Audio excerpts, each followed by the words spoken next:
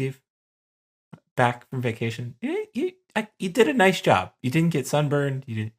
I don't know. You got tan, but you look No, good. I did. I was very aware of what was going. Didn't use. I don't know that I used any sunscreen either. I had a little bit in my arms, so like it was back and forth of like Okay. in the bucket hat with a shirt. Getting to be an old guy now. I can't be out there running around like willy nilly. You're not as young as you used to be. I'm glad you're back from vacation, though. I'm glad you're back making time with me tonight. I'm glad Glad to be we're back. hanging out. The name of this podcast is the Stuff Summer Says. Uh, Stuff Summer Says podcast with Steve, can't even remember the old name. you of the have more words than I podcast. do. It must be tougher for It's you. fine. It really is. It's a real struggle. We've got we are slowly but surely chugging our way to football season, and I think today's a good emphasis reminder of that. We have a great interview with Daniel Gallen from Lions247. Really good perspective, I think, is what I took away from that interview.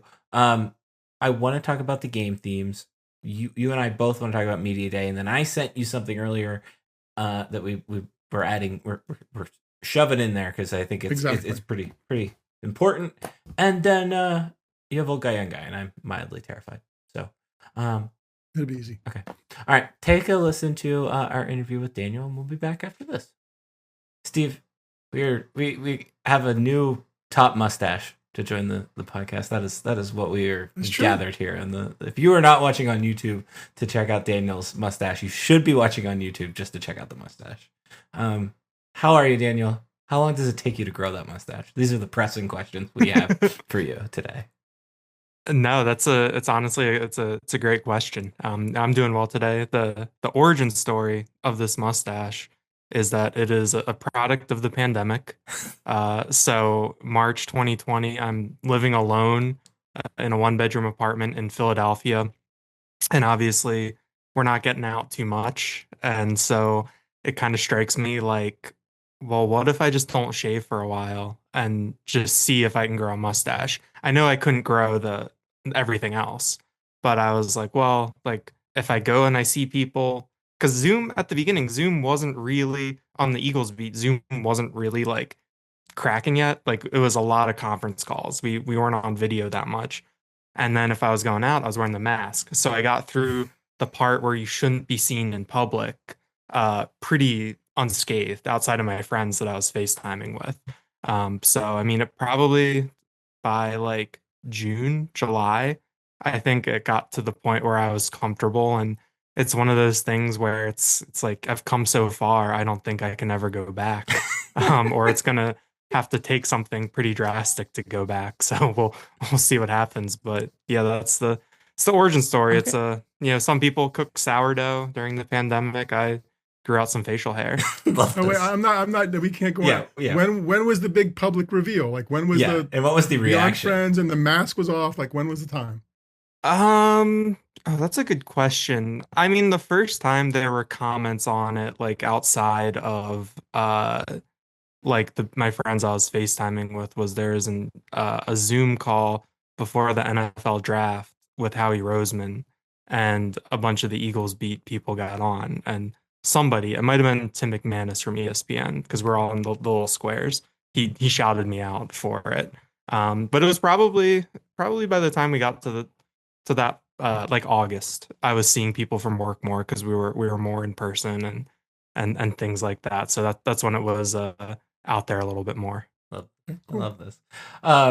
That's a long roundabout way of saying our guest today is Mr. Daniel Gallen from Lions247. Thank you for joining us. Thanks for spending some time with us. I want to chat to you about a lot of things, but I want to start in one particular area because I want to pick your brain on it because it's something I'm passionate about in my personal or professional life as well. Social media. I feel like you have not cornered the market by any means, but you have definitely branched out and are willing to try, I feel like, any sort of avenue to post and share about your stories. Why? And why do you find success from that?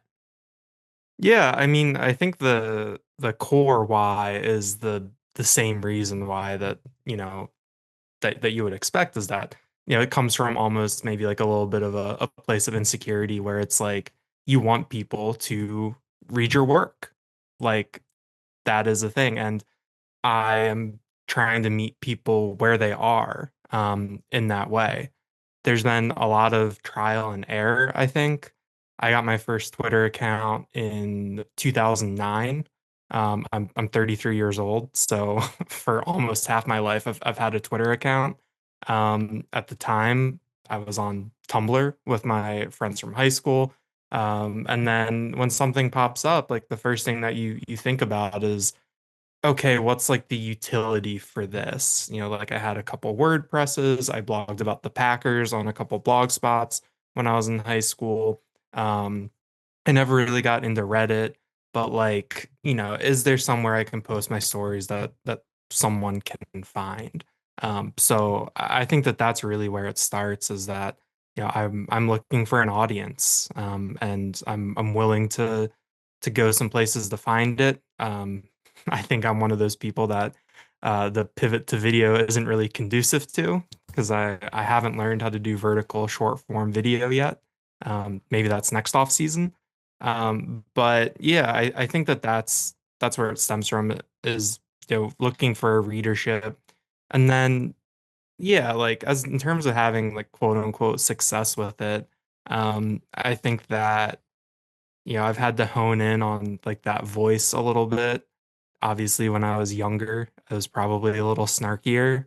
I've gotten, you know, into when I was in college and after college, I got into my share of tiffs on social media, and that's something that I try to avoid now that I'm older and the kind of dynamics of the mediums have changed. And so yeah, I mean, I think that I try to be authentic. I try not to put on a voice.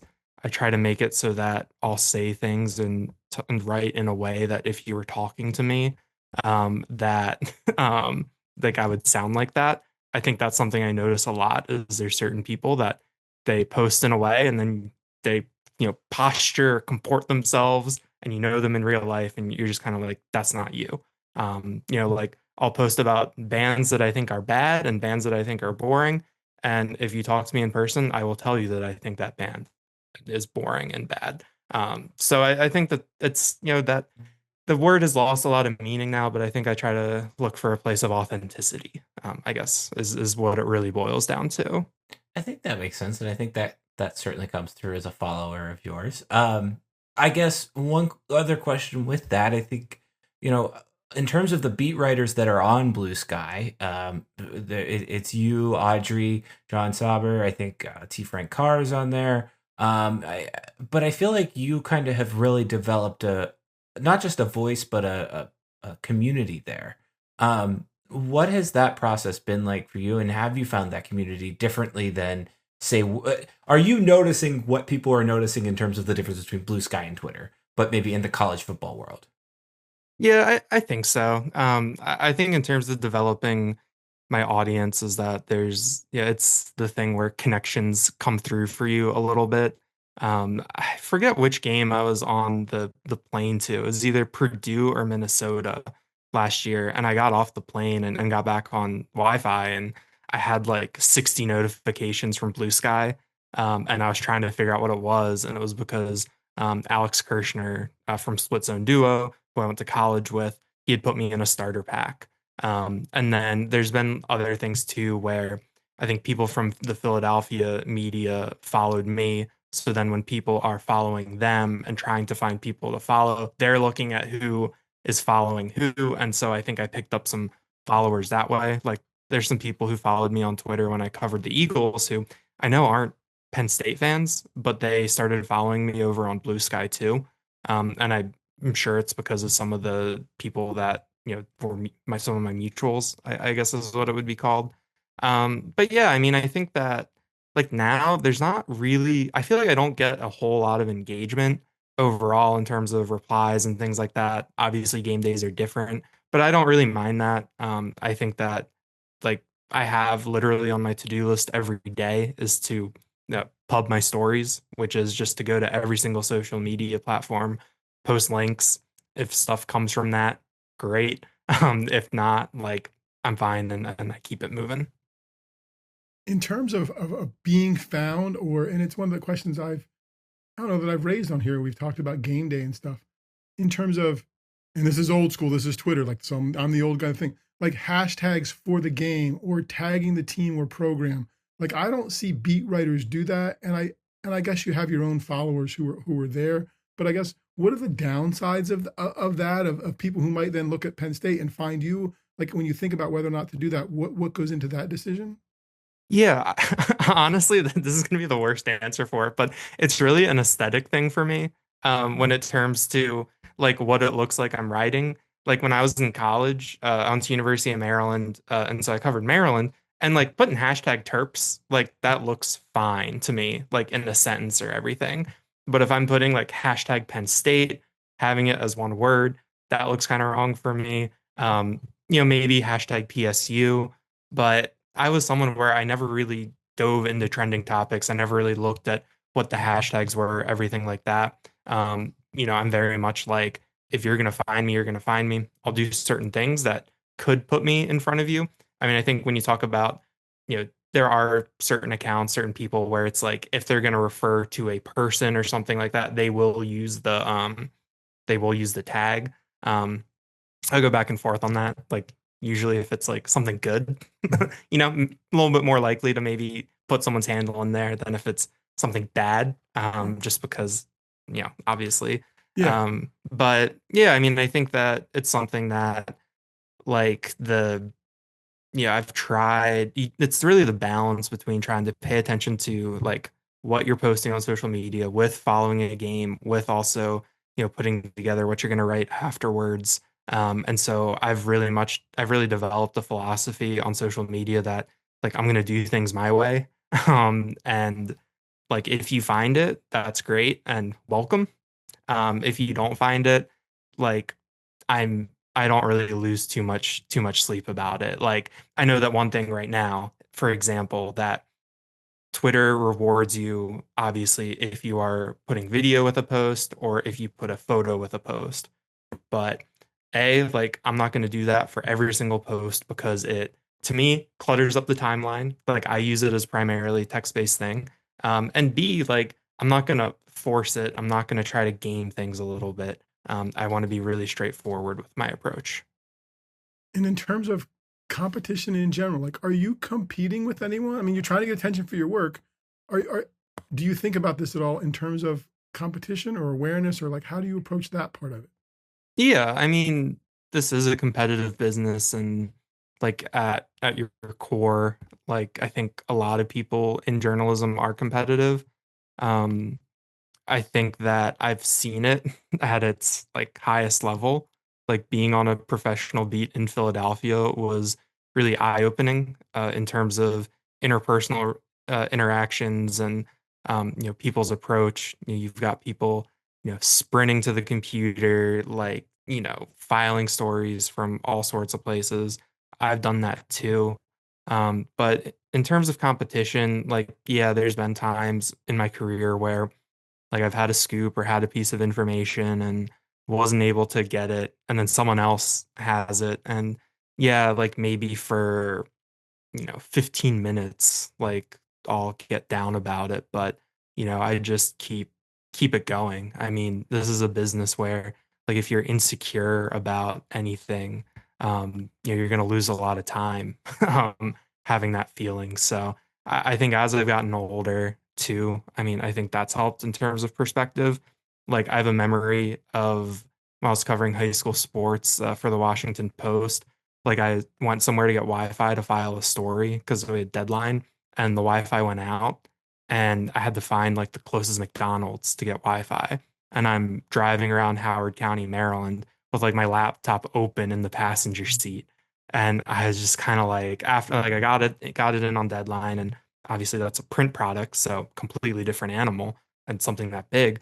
But like I was driving home afterwards and I was kind of like, that was a little much. Like that was, that sort of thing. Like, all right, like maybe I'll need some perspective of that. Like speeding around the suburb with like a computer open and at a stoplight, maybe like leaning over on it. I'm kind of like, okay, like take a step back a little bit, think about this stuff. But yeah, I mean the competition thing, like, I mean, it's like your livelihood in a way, so you want to be good at it, and just part of that's competition sometimes. Gotcha. Thanks. What's the biggest difference between covering the NFL and covering a particularly a team, and then also covering Penn State and college football? I mean, I think the biggest thing is access. I know that it's changed post COVID in the NFL, but I was in the Eagles in 2018, 2019, and then the COVID year in 2020. And you're in the locker room Tuesday, Wednesday, Thursday, Friday, Sunday, basically. And Saturday is the only day where there's not something at the facility for you to go to. So I think that being around players and if you have a question about something that happened in a game, being able to pull someone aside and just to ask them something. And also I know that part of building relationships is talking to someone, introducing yourself, finding common ground, but also part of it is just being seen like every day, where like these guys see you, they recognize you. Like my first year on the beat, it's a beat that I really did feel like at the time like awesome opportunity. Probably wasn't ready for it in a couple different ways. But like Brandon Graham thought he was going to leave after the 2018 season. There's a video on social media of him waiting outside the locker room and dapping people up, giving them hugs as they're leaving. And it's like I was only here for 1 year. We barely talked, but he looks at me. He's like, "Oh, hey," and like goes to like give me like a high five or some sort of bro hug. And I was like, "Oh, like okay." But yeah, so I think with NFL, it's like that's a big thing. And then like college, it's very much a like one voice. The head coach is the face of the program. Everything goes downstream from him in the NFL, like you're dealing with adults and like you're dealing with professionals and there's different I guess dynamics at play when it comes to that. And so that's very different to be around too. Would you So in terms of, go ahead. I was gonna say, in an NIL world, would you be surprised moving down the line if access improves in college? Maybe in a way. I mean, like the argument that you can make is that like, by not putting people in front of a camera, you're, not necessarily helping them build that value, build that NIL. Actually, I asked Mike Loxley about this at Big Ten Media Days because they made Malik Washington their freshman quarterback. He spoke in the spring and is the first time under Loxley that a freshman had been made available to the media.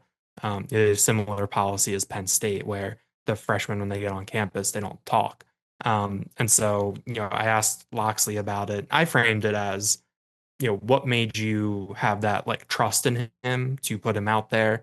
And then Loxley's response was that he framed it in the way that, well, in an NIL world, you have to put all your freshmen out there because you're depriving them, of their value, things like that. I have some like more like for me, like the whole freshman talking to the media thing. Like I get it. Like my counterpoints are mostly like if you looked at Penn State's season last year, like Luke Reynolds probably would have talked after the Minnesota game, and like that's probably it. And the only green lights you had were Dejon Lane, Cooper Cousins, Luke Reynolds.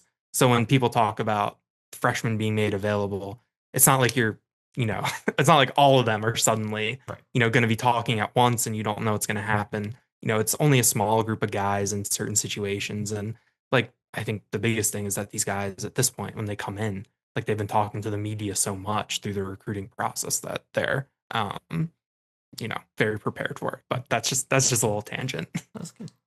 Aside from Media Day, and I'm just going to be a tangent that takes us back to the beginning. Aside from Media Day, you're seeing most of these guys on Zoom for the most part, except for game days. Is that right? Like in terms of access or not? Like how does that work out for folks in the beat? I don't know what it'll be last year or this year, but last year we had just a couple Zoom calls, Tuesdays and Wednesdays, but then Wednesday night after practice, there'd be like 3 to 5 guys available plus an assistant coach. So I think and that's been really nice to have that in-person contact and they make enough of them available at once that things can get a little spread out. So it's not, intense scrums all the time. You can get, some maybe more personal time with guys. How many mustaches are on the beat? Well, and I'm both serious and curious, right? Like in terms of differentiator of those guys remembering a face that they talk to, like I'm just curious. Yeah, I mean, honestly, when I was on the Maryland beat right out of college, the one thing that I tried to do to differentiate myself was wear like the same hat to everything. I had an LA Dodgers hat that I wore. I don't really know how recognizable that made me, but I am aware that is something too that in terms of being another face because like I know I am like Mhm. another like white guy in his 30s. There are a lot of us around, especially in this part of the country. So, yeah, I guess I haven't really thought of it as a differentiator, but every once in a while, someone will make a comment to me about it. When you come up with that vertical view of the mustache, the view from the mustache, you just let us know that it started here. I will.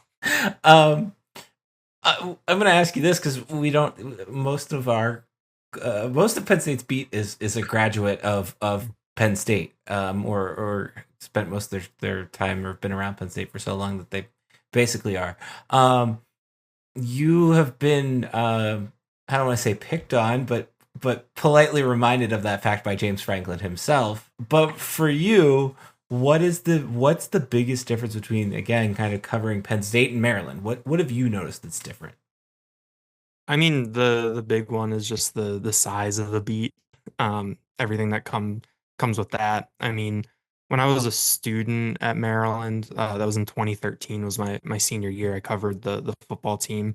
I think the only people that traveled to every game that year, it was like me at the Diamondback, the Washington Post, the Baltimore Sun, I think the Scout site made it to every game. I think that writer was with us down in Tallahassee. That's the hardest one to get to, so that's the one you judge it by in the ACC. So yeah, I mean, just like four people, and then obviously with Penn State, you go to Minnesota, and there's like 15 of us there, at least. So I think that was the big thing. And then here it's the only game in town. Like you're far from all the professional sports franchises in the state. And so Penn State gets a lot of the oxygen here, which has been, I think, really fun to be around. At Maryland, like you've got essentially two media markets between DC and Baltimore, that you can get split between. So I think that's been like the biggest difference, to me in terms of comparing those college beats. And I think, you look at the Maryland beat now and, there's not really full-time beat writers, from like the major outlets there. So that's a beat now that's primarily, is powered by the student journalists of the Diamondback and the other outlets. And then, some of the various, websites that cover it, like the 247 site there. What what gets you out of bed? What gets you going? Why do you love journalism? Um, That's a good question and something that every couple weeks you remind yourself of, and or every couple months, not every couple Okay. weeks. It's not that bad. Um, no, I mean, I think that this is something that, I've been thinking about for a long time and that I've really wanted to do for a long time. I think the one thing is that I like to read and I like to write. I think that I would put those things over watching games, in terms of, what I love, truly. And I think so that's something that I think helps me, in terms of the grind of a season and things like that. Um, but like I think probably like 18 years ago, 19 years ago is probably when I really decided I wanted to do this, like freshman year of high school. And so, that's a thing where that's a long time, more than half my life to build up the skill set for it, put in the time, put in the work, a lot of hours, a lot of travel, a lot of uncomfortable, life changes and downstream effects because of this profession. And so I think that it's something that I've really, grown to love and enjoy. And I think that, pushing publish on a story that I worked on, like it feels really great. Like that's the feeling that you go to. And it can be, for me, it can be any type of writing. Finishing something, publishing it, whether it's sending it to a couple friends or putting it on Lions 24/7, I think there's a real sense of fulfillment. And that's what I think about, in the morning or when I'm trying to push myself to get something done. Darian had thoughtful and elicited that. This is my last one, and it's not nearly as That's thoughtful. fine. That's what you're used to on this podcast. I know.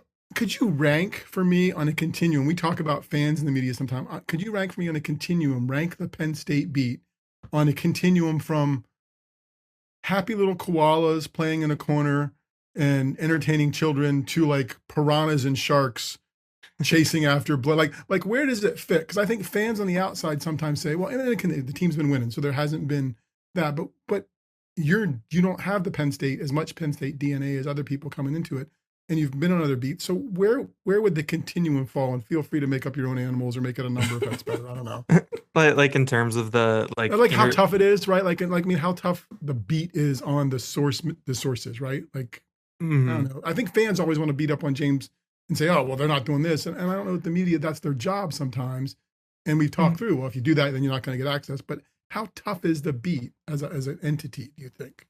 Yeah, I mean, I think that the one thing that's stood out to me being on this beat is that, like, if there's something that needs to be asked, that it's going to get asked. I mean, I think that that's kind of the way that you grade it. I would say it's not as confrontational as other environments I've been in and other approaches I've seen from people.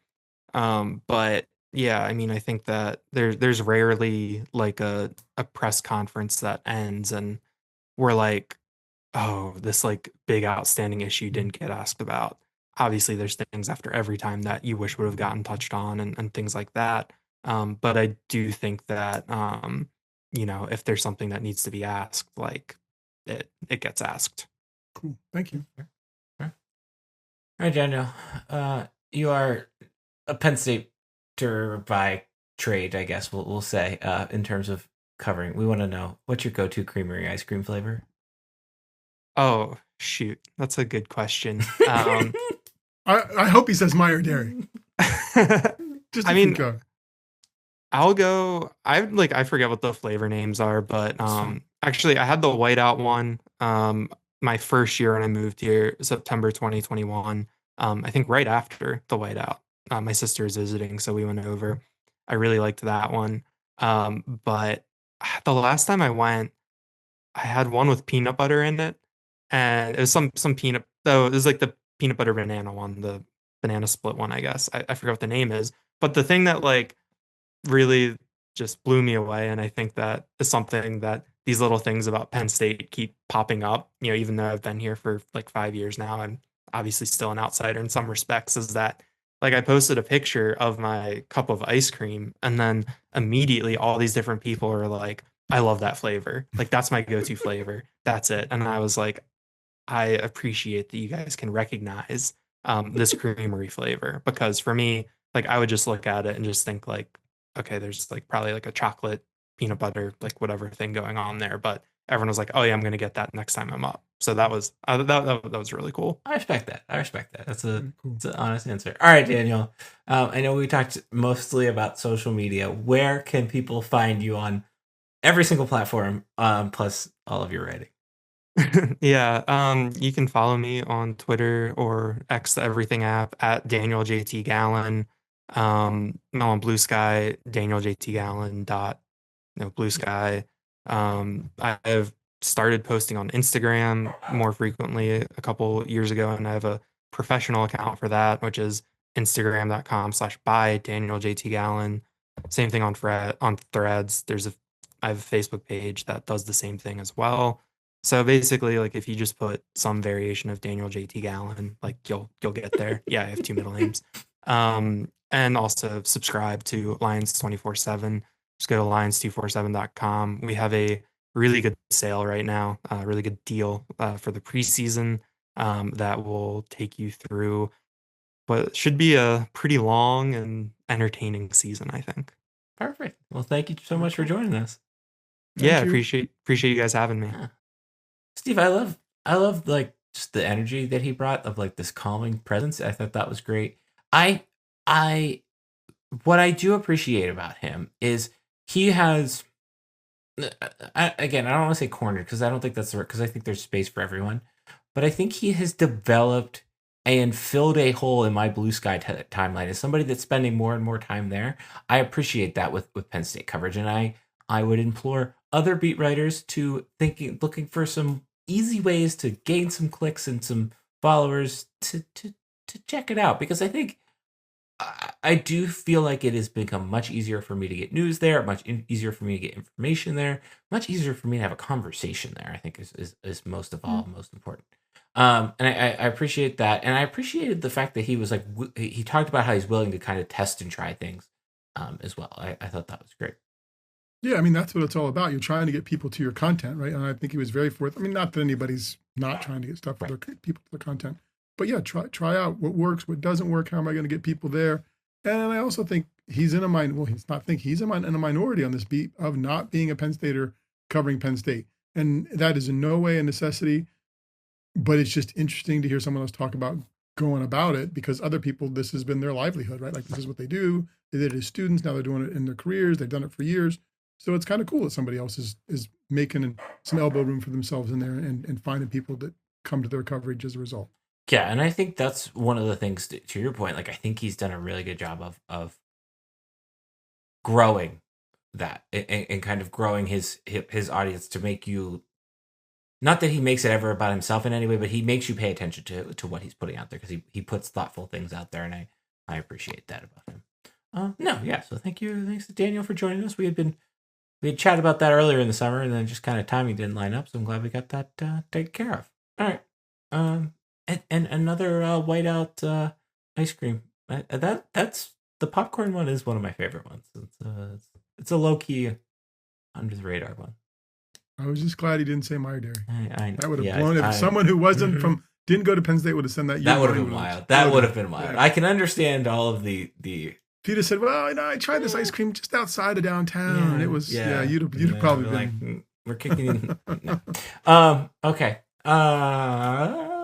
Let's go with. I'm gonna spin the wheel here. Let's go with game themes. That was the order in which the news. You're fired up, right? I'm not fired up, but here's my general takeaway. The game themes are out. We've known the big one, the Oregon game being the whiteout for since May now.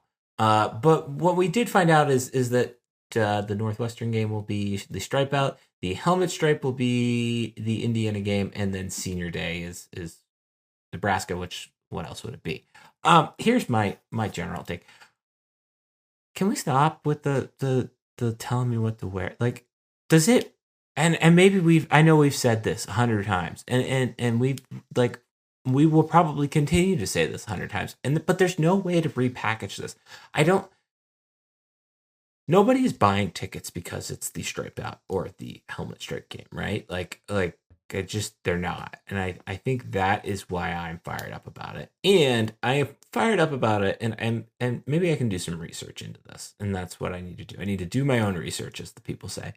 I need to do my own research on the fact that James Franklin at Big Ten Media Days was like, I wish every game was a whiteout, but the folks won't let me. And I think that's fascinating, because you're the head football coach. You did it last year. Like, what's preventing it from happening? Not that it would take away from the whiteout. It's a very rambly line of thought, but it's what you're used to on this podcast. Those are my immediate thoughts, Steve. Okay, that's fair. Like, lots of pieces that we've talked about. Penn State fans are rules followers, right? They're just going to do what they're told. Sure. No, it doesn't sell another ticket. Sure. It builds community, I guess. Like, I don't know any more than a regular game, but you're all in this together. We're doing something that's kind of fun and different. I think for the broadcasters who don't get the whiteout, they get a little bit of something different with the helmet stripe and the whatever. And again, we both do marketing and communications, right? Like, oh, this should be a great. I don't know that it adds anything. I mean, I am with James, and I had this conversation with Guido D'Elia 20 years ago now, or 15 years ago. Why can't they all be whiteouts?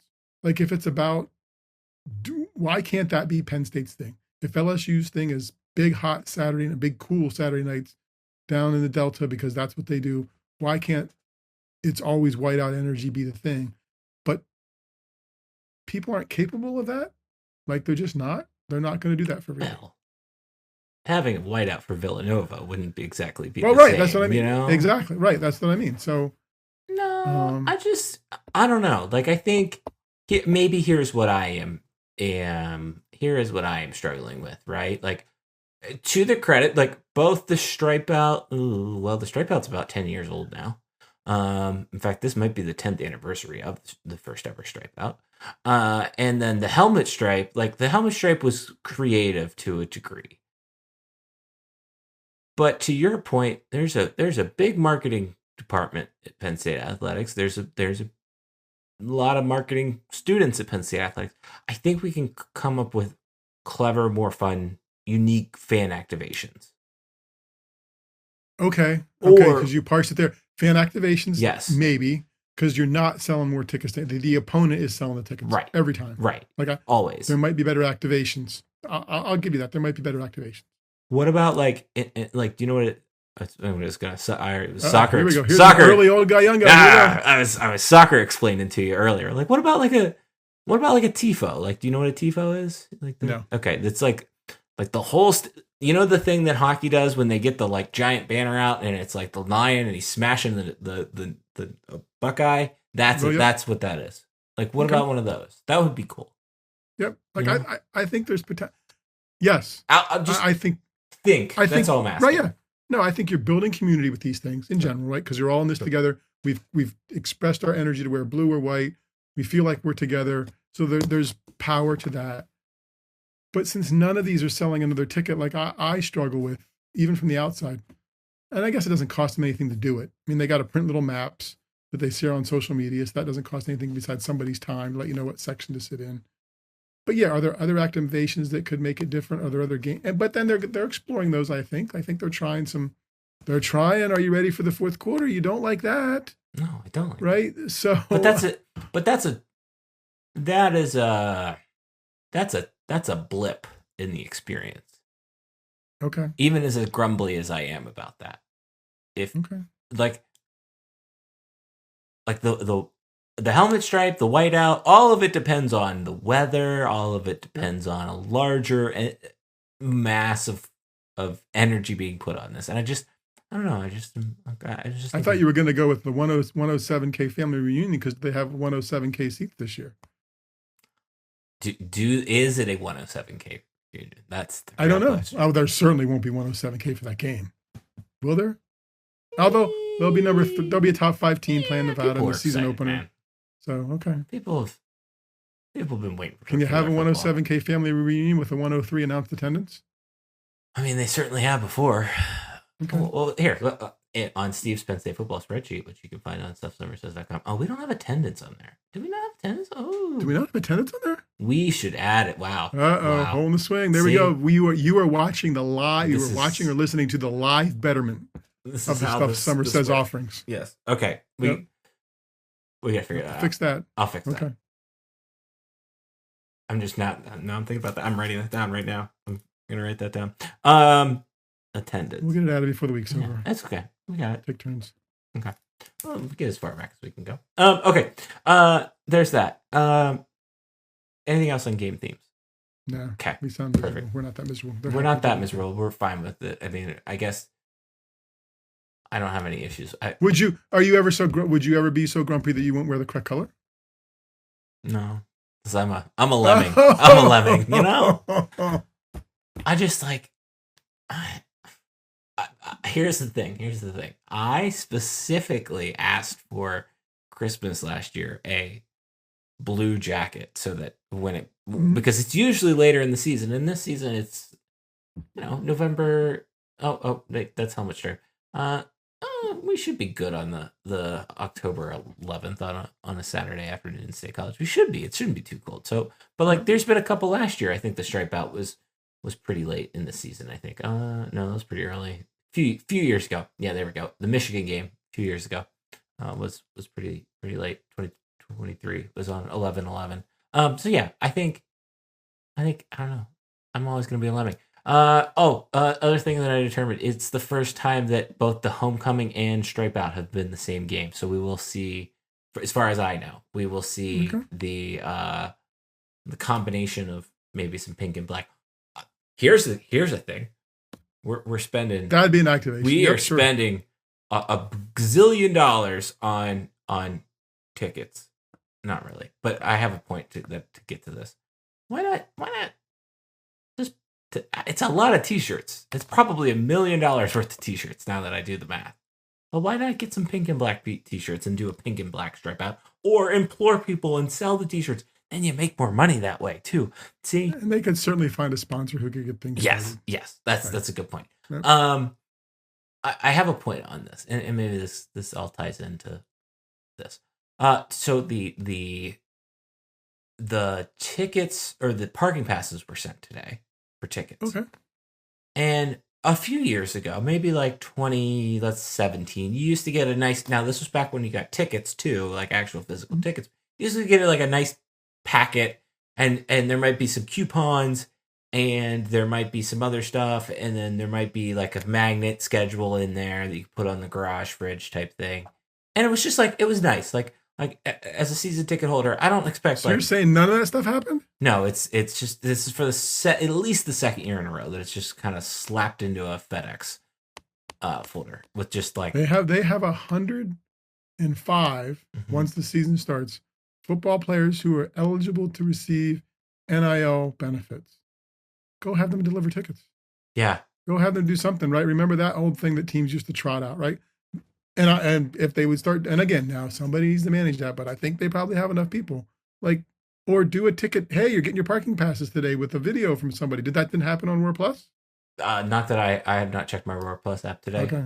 Um, We are making a to-do list for those fine athletic. but marketing that's people, what I'm and saying. sure they Like, it's appreciate like, I think, like, how much does that cost? How much does that? And here's the other thing. Think about how much net, not revenue, but like net attention you're going to get out from that social media video of Drew Aller dropping off the parking passes, or like me posting a picture of the cool binder that things came in. Like that was an exciting moment, and to just get a FedEx folder, it just feels like a pretty disappointing miss for, and I get it. We got to try to maximize our profit margins to a degree, but like, we are spending $1,000 on tickets. At least most people are, like, across the board in terms of some shape or fashion.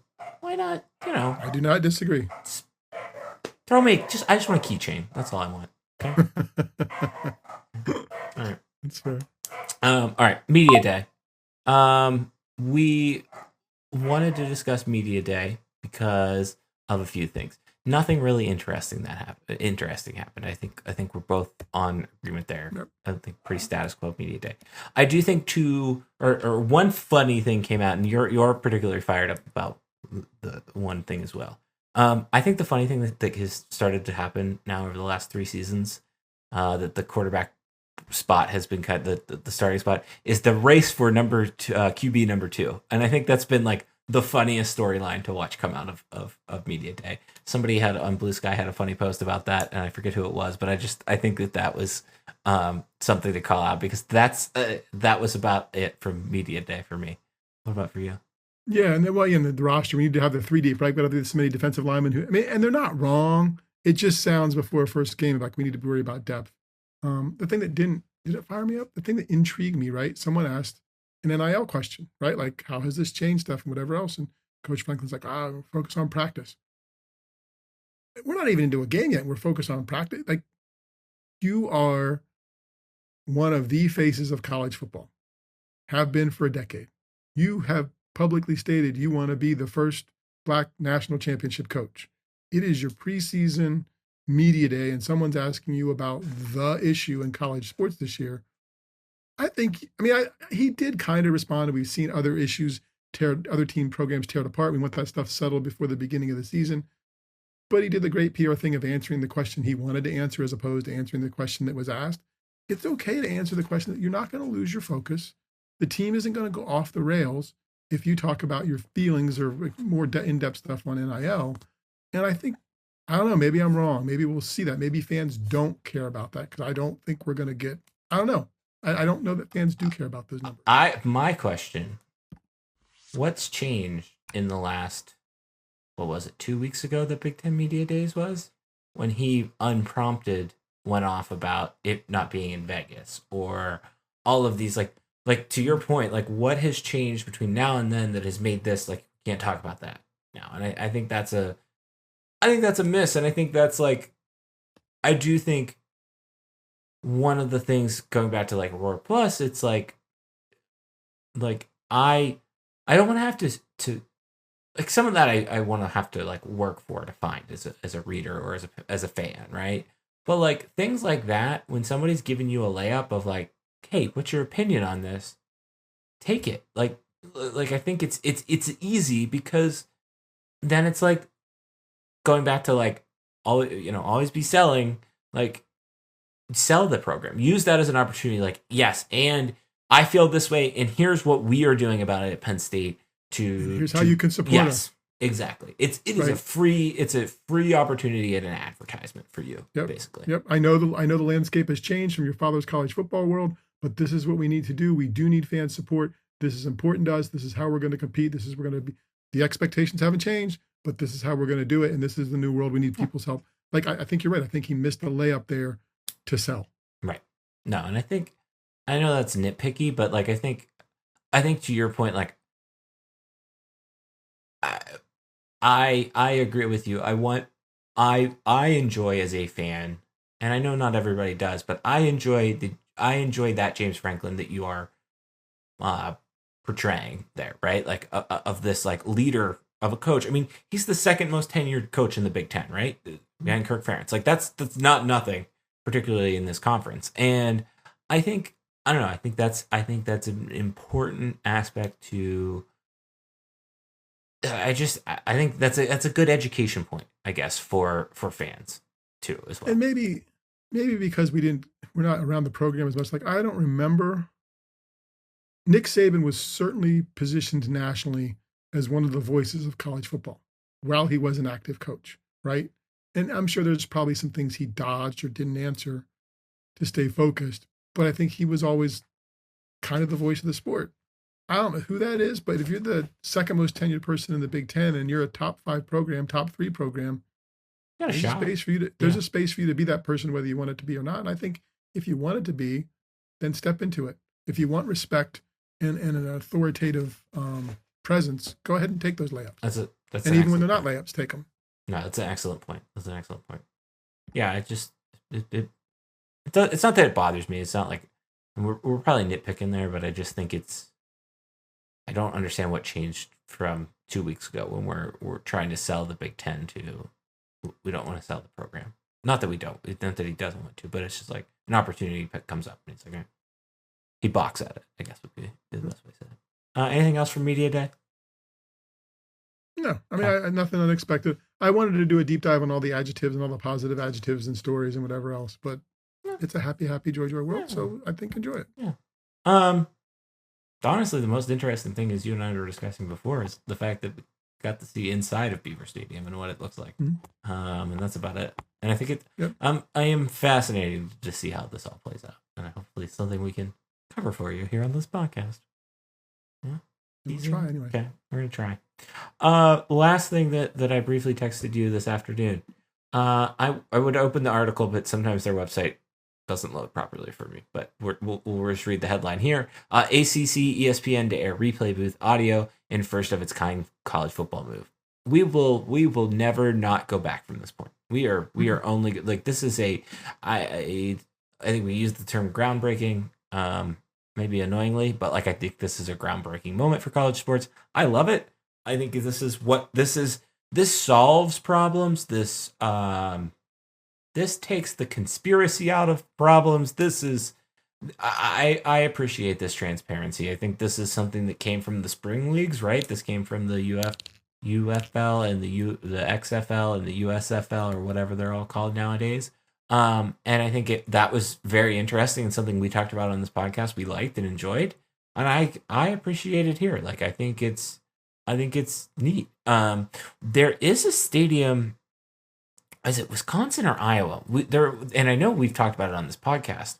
Oh no, you know where it was? It was West Virginia, and they show you the screen that basically that. Well, they make it look like, I don't know that it is that screen, but they make it look like that screen that they're looking at, the ref is looking at on the Jumbotron. And I think that's cool and smart and a good activation. And there's no reason for that my seat at the stadium should have that, and my seat on TV, which is supposed to be the superior viewing experience, doesn't have that.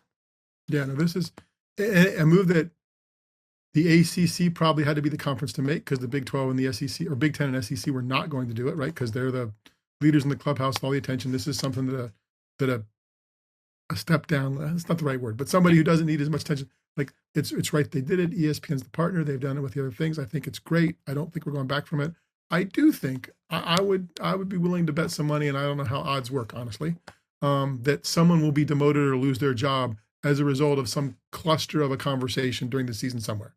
Like, I just, they won't be a replay official in week 11 after doing something stupid in week 5 when you hear the conversation.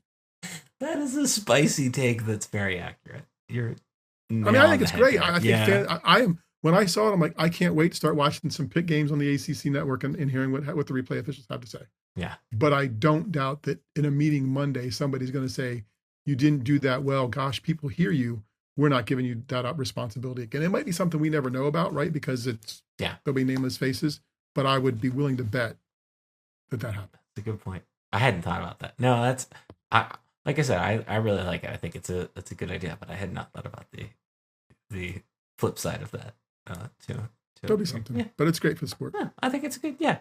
Access and clear communication, very important. All right, I have something else to slip in. Okay. Biggest Penn State news of the week. Biggest Penn State football news of the week from the Blue Band. Oh, the Blue Band. Oh, yes, we must talk about that. Yes. We have the first female Blue Band drum major. Your thoughts are? Awesome. Okay. About time. Kind of flabbergasted that that had not happened yet. There is a contingent of this podcast that listens, that is Blue Band alum, and they are all equally, pardon the pun, as jazzed about that. Thank you. I think no, I don't care. I don't care if you're a man, woman, as long as you can do a flip and that's all that matters. That's all I need. So that would be my point. Like, I think there was a swing and a miss in terms of the rollout, right? Yeah. Like they would have been cool to have a high stepping flip and take the hat off, and here's your drum major. Look at us. Shake your longer hair, right? Like, that would have been cool. Well, look at us. We should do the marketing for everybody. That's what we. But how can? Because that's the first question everybody had, right? We're away. We're with Russ and Terry, right? Blue Band alum, sort of, and adjacent. Like, hey, here's the news. That's cool. The question is, can she do the flip, right? So show us doing the flip. Like, how shared would that video have been?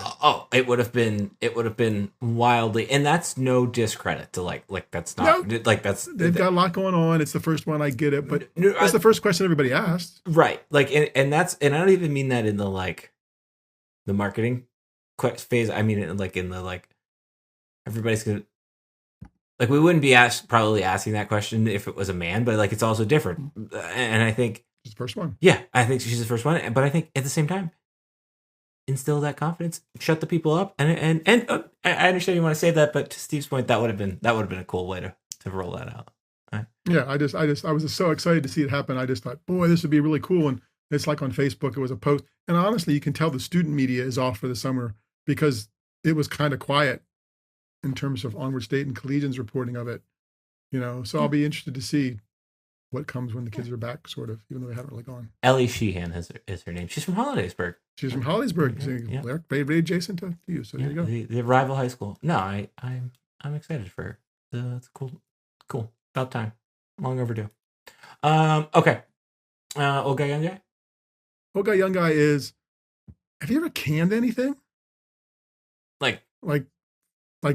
Sorry, fruits and vegetables, like canned it, like. Here's how Penn State pilled this podcast is. I was thinking like Thon canning, like. Canning no. Even that's old guy, young guy. No, you wouldn't have done that either. One time. Were you the last year? I was the last year. I think it was the last year. We long term, no, I don't think so. Like a jam or like we do mainly Anna, but I have on occasion made pickles, like Okay. taking. So I would consider that to be canning. Would you? Okay. Yeah, well, I was guess doing it's pickles last night. pickling. Like I was like doing like the hot water boiling of canned Okay. pickles last night. And I'm like, okay, maybe this is old guy, young guy, right? Because there's just, it feels like there's an age differentiation, or maybe it's a geographic. I feel like it's I feel like it's a geographic thing. I feel like I.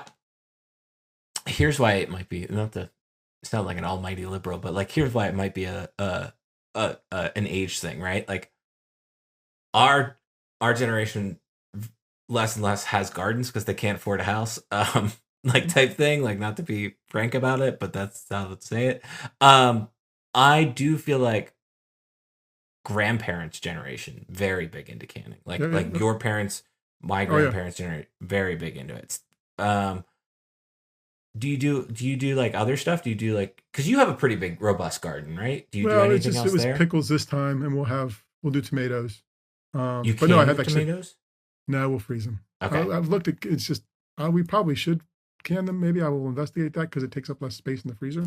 But I had the conversation with my father like 3 weeks ago about something they were doing. Maybe it was carrots, and they were like, they picked them and they cleaned them and they cut them and they boiled them. I'm like, Dad, like that's a pretty cost-heavy investment in the carrots. He's like, yes, but then you have them if the store runs, and he's not wrong, but like, no. It is the mentality, and he's right. Like we will have pickles for the chili cook-off, and when we get to the over/under on how many times we visit the Summers tailgate this year, we'll bring a jar of pickles with us when we come. I think this is something that is important that we have. It took a few years of trial and error, but like figuring out the right garden level, because like we don't we like aside from going to like my mom's, like Anna's family's mostly in Florida, so like can't really go see them. It's not like we don't really share stuff with our neighbor that way, so to speak. But you have like all of your family, so we've kind of figured out like what the garden that we will use is. So it's a tomato plant, it's a green pepper plant, and it's a zucchini plant, right? A few years ago we did jalapenos, and we had jalapenos coming out of our ears. So like we'll never do jalapenos again. But you have you have a community there with some friends, family, etc. That like, but your garden's we can pawn the extras off. It's not bad. Like we do it, we figured out our level too, right? Like tomatoes. So I forget each spring. Tomatoes, cucumbers. That's really peppers, and then I always speculate on cantaloupes or watermelon just to see if they come in. And do they? Did they this year? The cantaloupe have a fighting chance this year, so they should be all right. Okay. And the peppers will be okay, and the tomatoes will be okay, so we'll be all right. Okay. But I hadn't thought about. We'll see if I offered to seed the canned tomatoes could go bad, and then we'd have to freeze them anyway. So we'll see. But yeah, like tomatoes, it's like we get to a point where I'm like, I don't want another tomato. I don't ever want to see a tomato ever again. But we'll make sauce, and that's one plan. Yeah, we should probably make sauce. Now, do you do cherry tomatoes? Or you do big tomatoes? I do all three. Like I do cherry tomatoes. I get like 4 little plants. Give 2 to Sam. So I have 2 cherry tomato plants this year, but they grow like weeds. So we always have too many of those. But I'm doing Romas this year because those will be better for sauce. Mm-hmm. That's a good idea. That's a good idea. Okay. Oh, this is a green thumb. Oh, and a pitch for former website. What is this? Podcast guest. John T. Edge has a new book out. Did you see that? I did not. So he's got a new book out. So if you've gotten this far into the food thing and the compilation of former guests, there you go. Look up John Edge. Look at that. We've got a lot, including all of our garden stuff coming in. Thank you for that.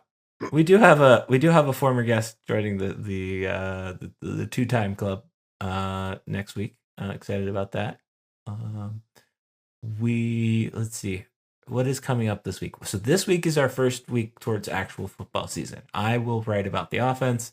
I'm going to follow our usual offense, defense, coaching, and then season preview of that last weekend before football season, and then we'll do a game preview, and then we're off and running. In between there, we've got a whole hodgepodge of stuff mixed. We've got some TV stuff. We've got the roster things that you all need and like and love. Those are very helpful. We've got some other things up our sleeves that Steve has seen. Some other things that I don't know if I showed Steve the other thing yet. But we're as Steve says, we are here for the service of the fan, right, Steve? Is that how you put that? That's what we're here for. Okay. So that's what we're gonna do, and that's what we're gonna march all the way to. With that being said, I think next week. I'm not 100% certain. Sources say next week we might have stuff year 3. Okay. So we should have that coming down and out. Probably will be 4 designs. Have not actually designed them yet. Have them in my head. So again, you're getting to see the peek behind the curtain here. This is all behind the curtain stuff. See, you book from access. This is great. Okay. Did I miss anything there? I think we like you said, you got some TV stuff we want to look into. TV stuff, probably riff on replay stuff this week. Yeah. We'll have a viewer's guide for the season at some point. That kind of stuff. Okay, perfect. Yeah, gotta let's look in the archives to figure out what we need to tackle there. Yeah, yes, your viewer's guide is always does well and is always an enjoyable piece. I do appreciate that. Okay, so that is the name of the game. The name of the podcast and website is called StuffSummerSays.com. On that website, you can find a section called With Steve. 5 stars, thumbs up. Appreciate all of that. Thank you to Daniel for joining us. We have emails. Mine's Darian at StuffSummerSays.com. Steve's is Steve at StuffSummerSays.com. All right. And lastly, you can find me on the internet at Stuff Summer Says. You can find Steve at Steve Samsel. See ya. Bye.